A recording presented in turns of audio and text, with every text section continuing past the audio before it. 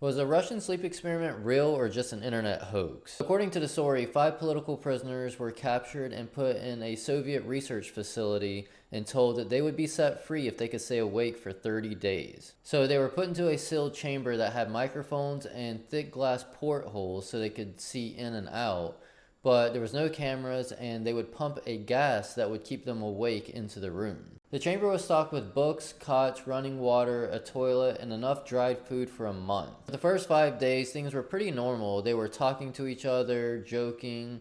Like, as it progressed, they started sharing more dark and traumatic memories. But around day 4, they started developing paranoia. And around days 5 through 9, they stopped communicating with each other and started whispering into the microphones and staring at the portholes. And then one of them just started screaming as loud as he could nonstop for 3 hours, running back and forth to the point where he ripped his own vocal cords. And weirdly, the others just ignored him and were ripping out pages from books and smearing it with feces, and then pasting those pages over the portholes. And then after that, it was total silence. They didn't hear anything for days, and they thought that maybe they died, but they saw that the oxygen levels were being used as if they were alive and even doing heavy exercising. But there was still no noise, so that was really weird. They decided that they wanted to open it up on day 14, and they said over the intercom, lay on the floor and we're going to come in and check the microphones, but if you move, you will be shot. But they apparently responded saying they no longer want to be freed. So the team actually waited to day 15 to open up the chamber, and when they did, they were horrified. 4 out of 5 of them were still alive, but most of them had some crazy injuries. A lot of them had torn their own flesh or removed their own organs.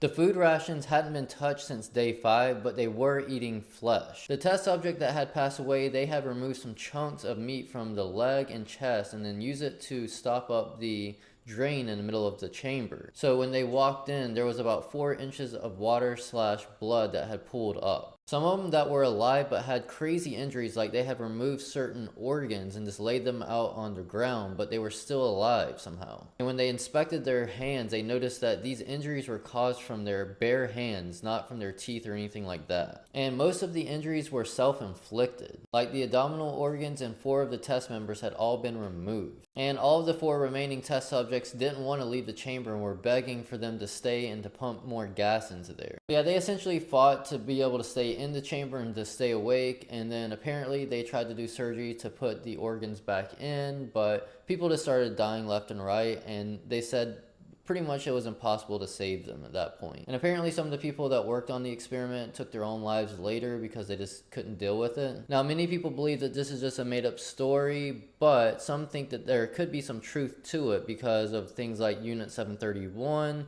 and just other crazy things that happened during World War II and stuff like that. After doing the Unit 731 video, definitely doesn't seem too far out of the realm of what could happen. Not saying that it really did happen this way, but who knows? What do you think?